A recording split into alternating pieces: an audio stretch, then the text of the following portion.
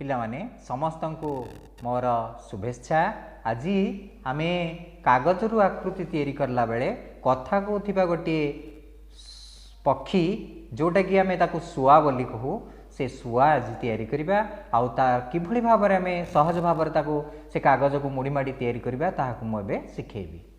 पिला माने आज आम कागज को भांगी शुआ तैयारी करबा। तबे एई भलिया भाबरे आम जो स्क्वायर साइज पेपर अछि ताकू पूर्व भली आम गोटे पक्षीर आधार तैयारी करबा। तेणु याकू एतिकी पर्यंत को आम पक्षीर आधार बोली कहि थाउ।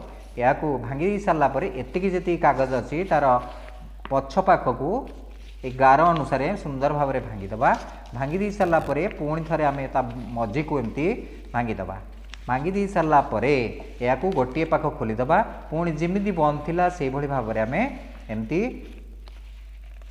भांगी देले।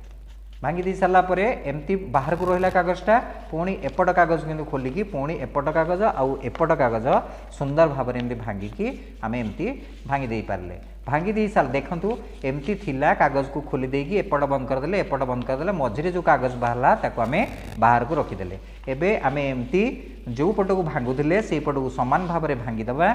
एई याकू कोन करबा भितर पाख को एमती मोड़ी देले तार थंट हो गला। यही दुईटा हूँ तार जो तल को अच्छी भितर पाखे आग सामना पट को एमती मोड़ी देले तार गोड़ हो गला। वर्तमान आम तार लांज पटरू आम एमती शुआर लांज एमती पतला आकार देखा जाए आम एमती काटिकी ताकू एपट कागज को एपट को आरपट कागज को आरपट को मोड़ी देले आम गोटे शुआर आकृति पाईगले।